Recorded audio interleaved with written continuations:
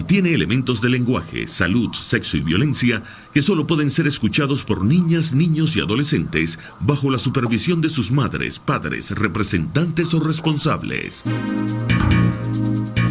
Informe RCR presenta Titulares de la Mañana con Pedro García Otero. Gente trabajadora, gente madrugadora de Venezuela, muy buenos días, bienvenidos a los titulares de la mañana de este 4 de abril de 2016, fecha de cumpleaños de Marilia García, la productora de este espacio. Sean bienvenidos en nombre de Jaime Nestares en la dirección general de la estación, Javier Pereira Díaz en la gerencia de información y opinión, de Claudia Camperos en la gerencia de producción, de Marilia García, cumpleañera, Armando Monroy, Madame Yerlin Prada y Leonel Espinosa en la producción, de Jackson Vargas en la coordinación de información, de Pablito Rondón en los controles y de quien les habla Pedro García Otero, @Pedro García, en la red social Twitter y en Periscope, donde ya estamos de vuelta, todos juntos, ustedes y nosotros, @PrensaRCR, @RCR750, porque lo bueno une. Este programa puede ser escuchado y visto en la www.rcr.tv, en la www.telenavegante.net y dentro de un rato en las páginas Aycaracha, Guarapo, en Venezuela 1 y Venezuela al Punto, que entre otras gentilmente lo reproducen. También es retransmitido por Radio Cristiana 21 en Valera, Estado Trujillo. Comienza una nueva semana de información.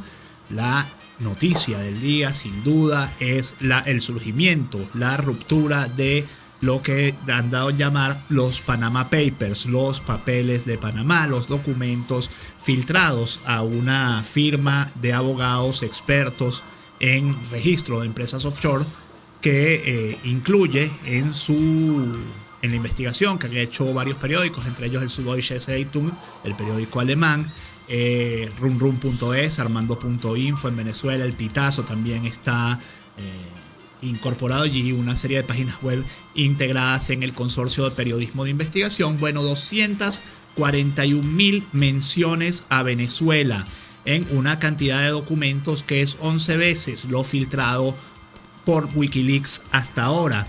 Y vamos a leerles la versión que nos hace El País de este tema. Nos dice: Venezuela aparece en 241,000 documentos de la filtración de Panamá. Velázquez Figueroa, colaborador de Hugo Chávez, es uno de los implicados en los papeles de Panamá. Adrián José Velázquez Figueroa, ex jefe de seguridad del Palacio Presidencial de Miraflores en Caracas en 2007, abrió una cuenta en la República de Seychelles 4 días después de la victoria de Nicolás Maduro en las elecciones presidenciales que eligieron al sucesor de Hugo Chávez. Vive ahora en República Dominicana con su esposa Claudia Díaz Guillén, la ex jefa de la Oficina Nacional del Tesoro y ex enfermera del fallecido presidente Hugo Chávez. La investigación, publicada en el portal venezolano armando.info y Univisión, forma parte de un proyecto mundial liderado por el Consorcio Internacional de Periodistas de Investigación y el periódico alemán Süddeutsche Zeitung, que recibió millones de archivos del escritorio de abogados panameños Mossack Fonseca, con 38 sucursales regadas por todo el mundo y especializado en el registro de compañías en paraísos fiscales. En documentos obtenidos, trabajados por más de 370 periodistas de todo el mundo y unos 100 medios, se evidencia una metodología que permite a celebridades, empresarios, jefes de Estado y criminales esconder sus inversiones. Los números son elocuentes. La palabra Venezuela aparece en un poco más de 241,000 documentos contenidos en la base de datos que el ICIJ convirtió en la más grande filtración sobre empresas en paraísos fiscales jamás registrada. De todas las historias, quizá la de Velázquez Figueroa y su esposa sea la más escandalosa por la cercanía con el líder bolivariano y la certeza de que jamás, como asalariados, habrían podido llegar a acumular semejante fortuna. Tiene una residencia en República Dominicana valorada entre 400 y 1,6 millones de dólares, 400,000 y 1,6 millones de dólares, cuando Velázquez Figueroa no ganaba más de $200 mensuales como asalariado. El otro gran escándalo que está allí, y nos lo dice El País, es el de Víctor Cruz Weffer, quizás el primer corrupto en la historia, en la larga historia de corrupción de la Revolución Bolivariana. Tal cual nos dice, revelan investigación sobre venezolanos con empresas de maletín en paraísos fiscales. En la investigación realizada por el Consorcio Internacional de Periodistas, donde participó un equipo de periodistas venezolanos de varios medios digitales, se descubrieron 21 paraísos fiscales. Los venezolanos y sus paraísos nombran nuevamente a Adrián Velázquez y el ex jefe del programa Bolívar 2000 de asistencia social, Víctor Cruz Weffer, con empresas bajo su control en paraísos fiscales. Diversas autoridades de la estatal petrolera PDVSA, como un exdirectivo de PDVSA llamado Jesús Villanueva. Habría que preguntarse si el señor Manuel Galindo, Contralor de la República, quien el viernes dio unas declaraciones absolutamente plegadas a la línea oficial diciendo que la ley de amnistía era criminal, no sé qué, no sé cuánto, se va a poner a investigar este caso. Pero para que tengan un poco de información, hay un resumen muy sucinto que hace el diario El Confidencial sobre lo que es un paraíso fiscal, lo que es una empresa offshore y cómo estos Panama Papers son importantes, no solo en Venezuela, porque se dice que, por ejemplo, Mauricio Macri, presidente de Argentina, tiene una cuenta offshore en Panamá. Se dice que el primer ministro de Islandia ya renunció por aparecer nombrado en los Panama Papers. Vamos a escuchar este breve micro del Confidencial sobre lo que es un offshore y lo que es un paraíso fiscal. ¿Qué son los papeles de Panamá? Estamos hablando de la mayor filtración de la historia obtenida por periodistas. Son más de 11 millones de documentos que recogen cómo miles de personas ocultan su patrimonio a través de sociedades en paraísos fiscales. Todo empieza aquí, en Mossack Fonseca, uno de los muchos despachos establecidos en Panamá, expertos en registrar sociedades offshore. ¿Pero qué es una sociedad offshore? Es una empresa que desarrolla su actividad en algún país, como por ejemplo España, pero que está registrada en otro, como Panamá, donde goza de algún beneficio que otro. ¿Y qué consiguen con todo esto? Los despachos como Mossack Fonseca ayudan al dueño de una empresa a ocultar su dinero detrás de una red de sociedades opacas. En Panamá nadie hace preguntas, y eso lo convierte en el destino perfecto.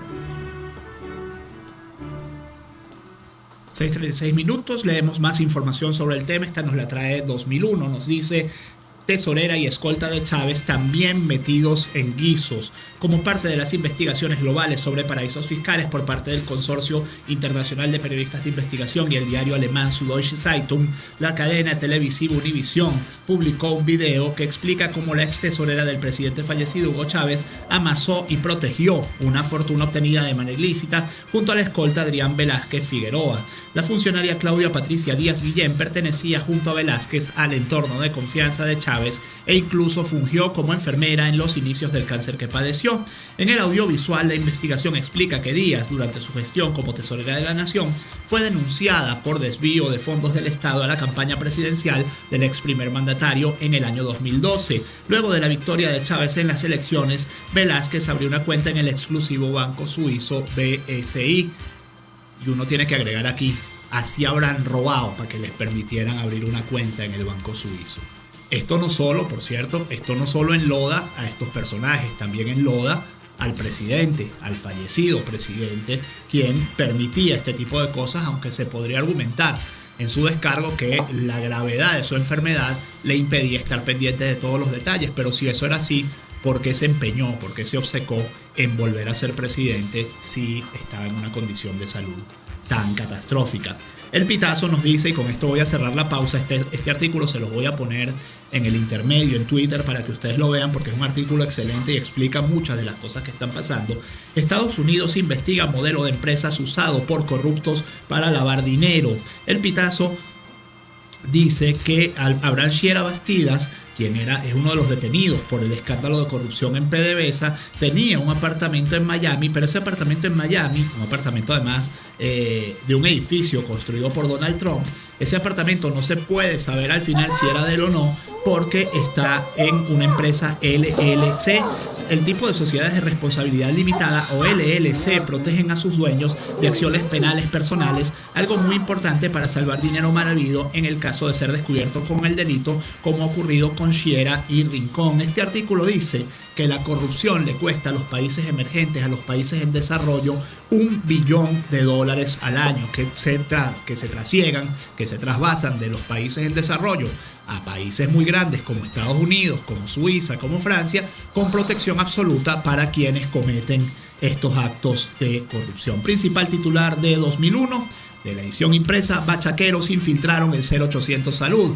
El 0800 Salud no tiene ni un mes y ya Maduro está diciendo que se lo infiltraron. Bueno, quizá para justificar que en este mes no ha enviado ni un solo medicamento. El presidente Nicolás Maduro dijo que detectó una red de matraqueo que falsificaba récipes, obtenía las medicinas y las vendía en la calle a sobreprecio. Este sería el primer chanchullo descubierto en este sistema de distribución de fármacos que apenas tiene un mes y 9 días de creado. La corrupción es de capitalistas, no de socialistas, dijo el mandatario ayer. Bueno, sí, que se lo digan a la señora tesorera y además amiga y enfermera del expresidente Hugo Chávez. El Nacional nos dice: Maduro admitió corrupción en el servicio 0800 Salud ya. Aseguró que los comités se han instalado en todas las entidades del país y que han instaurado 134 centros de acopio, entre ellos 40 de Pedeval y 38 de Abastos Bicentenario. Cierro este bloque con dos informaciones sobre el mismo tema. Nos dice Carauta Digital, nos dice: abogados privados se encargarán de la defensa de Franky Francisco Flores en la Corte de Nueva York. Dos documentos con fecha 1 de abril de 2016 fueron enviados a la sede de la Corte Federal Sur de Manhattan, en los cuales se le informó a esta instancia que los abogados David Matthew Roddy y Michael Demand de la firma Sidley Austin LLP conformarán la defensa de Franky Francisco Flores de Freitas, dejando fuera del caso a los abogados públicos Vincent Sutherland y Jonathan Marvini, quienes habían sido asignados por la citada Corte de Estados Unidos luego de que Flores de Freitas firmara una declaración donde aseguraba no poseer los recursos económicos para costear una defensa privada. Y nos dice runrun.es: sobrino de Cilia Flores será defendido por una de las firmas más grandes del mundo. Franky Francisco Flores de Freitas, uno de los sobrinos de Cilia Flores acusado de conspirar para ingresar drogas a Estados Unidos, tendrá defensa privada. Se trata de David Matthew Roddy y Michael Demand de la firma Sidley Austin LLP. El bufete de abogados es el octavo más grande de Estados Unidos y ocupa el puesto número 13 a nivel mundial. Bueno, hablando de corrupción, ¿no? Habría que averiguar quién está pagando la defensa del señor Franky Francisco Flores de Freitas. Algunos mensajes de ustedes en la red social Twitter. Gamal Aybar nos dice: Panama Papers está generando investigaciones en todo el mundo. En Venezuela será la noticia 2 días hasta que reviente otro caso. Por cierto, hay que esperar la reacción del gobierno. Seguramente dirá que esto es una conspiración del imperio, etc. Sunepin Parques nos dice: desaparecieron dólares para dotar a bomberos forestales. Nos dice Oriwan Kenobi, nos dice: no me asombran los Panama Papers, me asombraría si lograrán hacer justicia financiera para los sufridos venezolanos. Lenza Cata dice: buen día Pedro, ya saldrán los traductores rojos a decir que los papeles de Panamá son artimañas del imperio, unos pimentones. Versus un tuitero nos dice: Maduro no se preocupe por dólares, que dólares no hay. Le faltó decir ni medicinas, repuestos, ni comida. Numeral Panama Papers. Y nos dice, a ver, ¿qué más? Emel Pérez nos dice: buenos días muchachos, este senil oyente se aterra con la ceguera del régimen en contra del pueblo. Venetur a manos cubanas. No he leído eso, voy a buscarlo a ver si es verdad. 6:42, a la pausa. Usted escucha Titulares de la Mañana con Pedro García Otero, solo por RCR 750 AM.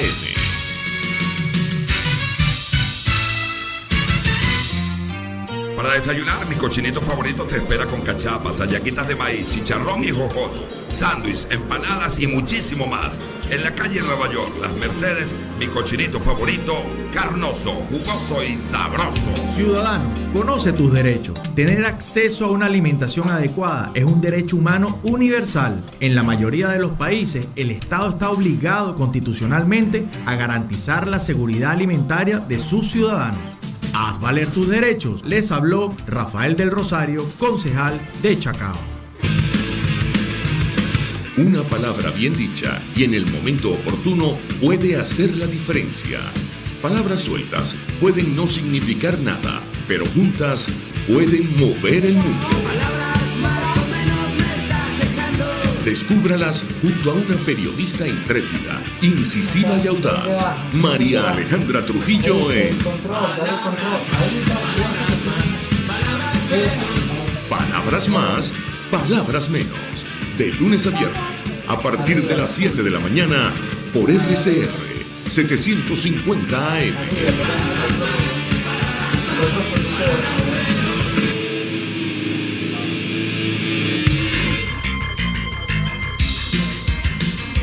Estás escuchando Titulares de la Mañana con Pedro García Otero, solo por RCR 750 AM.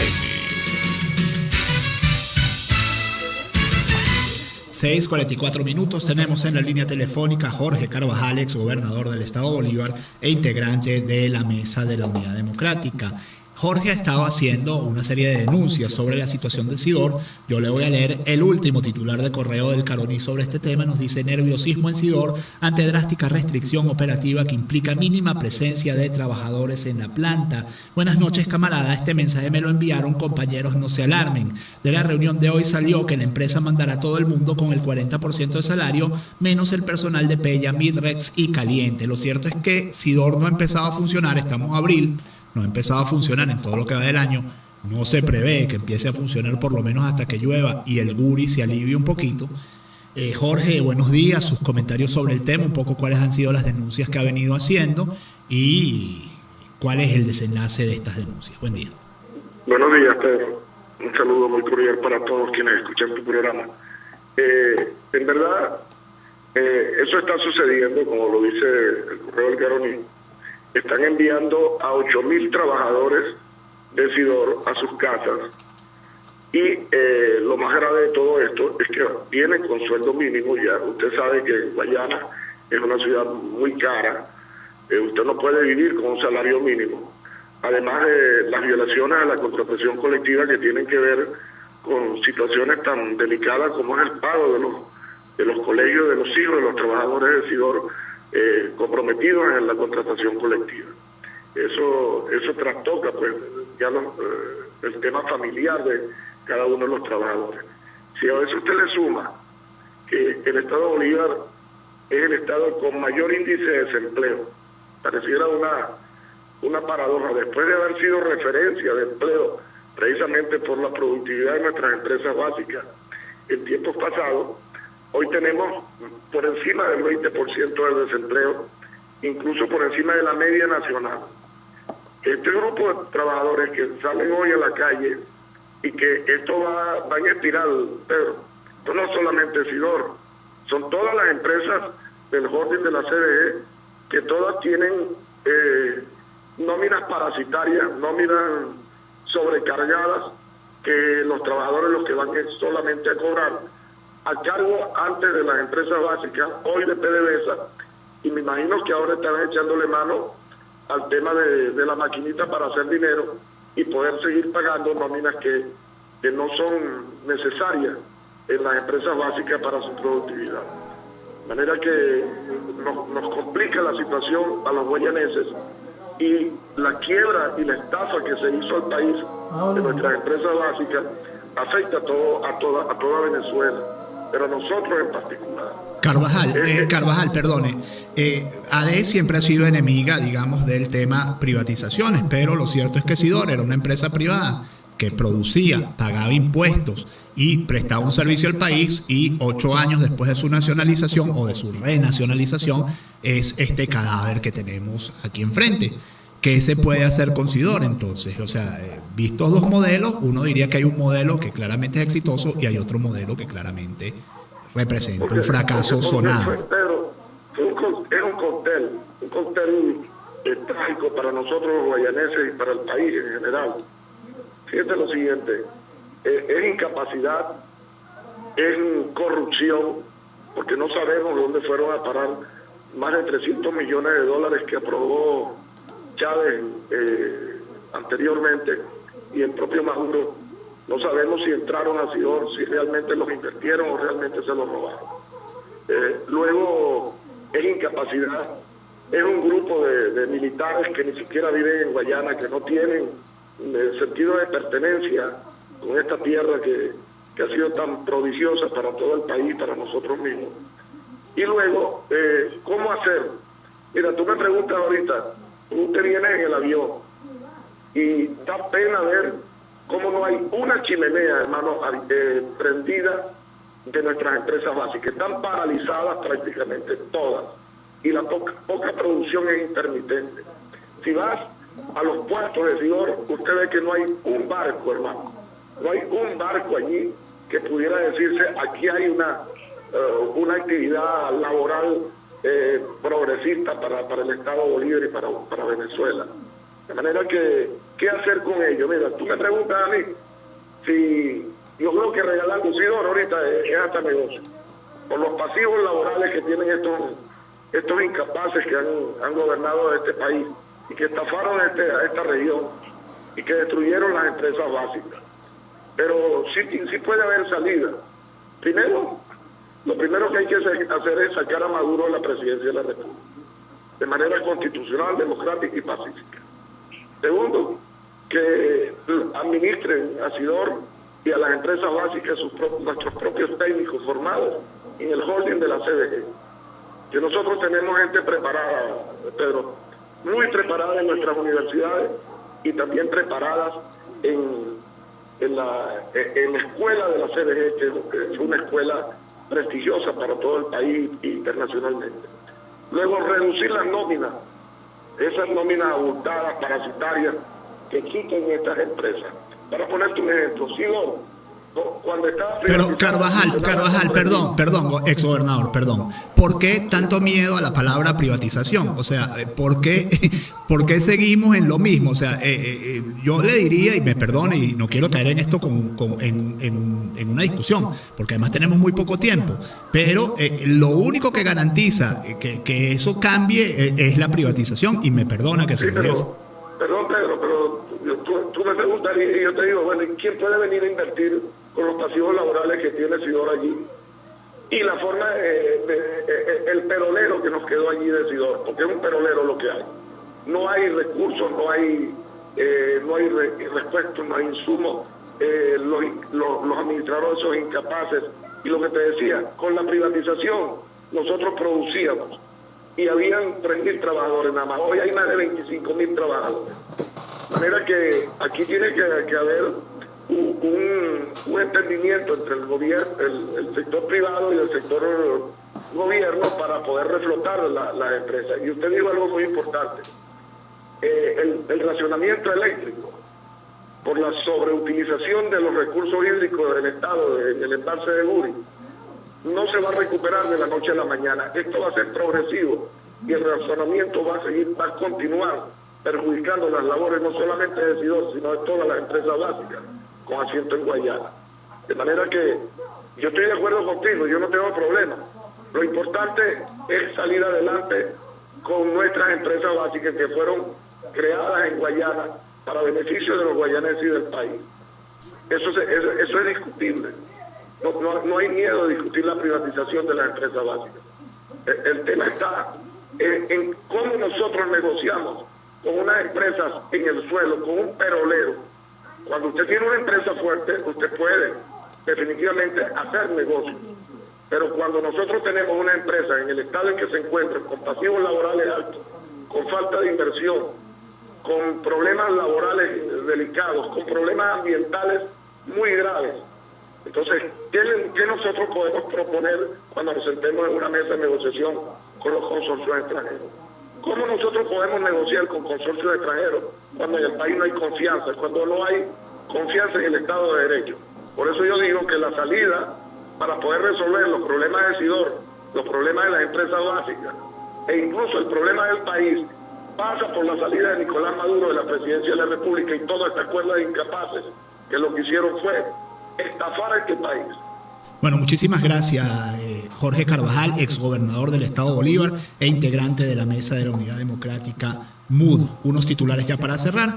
Principal titular del Universal, no se rían que duele más. Gobierno planea elevar producción de empresas del Estado. Acabamos de escuchar el señor Jorge Carvajal. El ministro para el Trabajo, Osvaldo Vera, aseguró que antes del segundo semestre del año el Ejecutivo Nacional hará este anuncio teniendo como marco mayo productivo. Al respecto amplió que estamos en la medición sobre el nivel de producción que se tenía y cuáles son las metas que vamos a alcanzar actualmente. Su despacho inspecciona las empresas en el sitio denominado Fábrica Adentro. Esto es el principal titular del Universal.